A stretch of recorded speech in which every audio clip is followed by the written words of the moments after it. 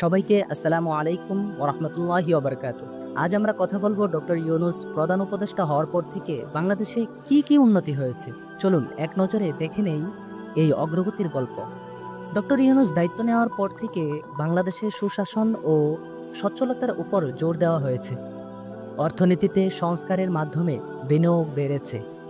বিশেষ করে ক্ষুদ্র ও মাঝারি উদ্যোক্তাদের জন্য সুযোগ বৃদ্ধি পেয়েছে। তিনি শিক্ষা ও দক্ষতা উন্নয়নে গুরুত্ব দিয়ে তরুণদের কর্মসংস্থানের পথ সুগম করেছেন। এছাড়া আন্তর্জাতিক সম্পর্ক জোরদার হয়েছে।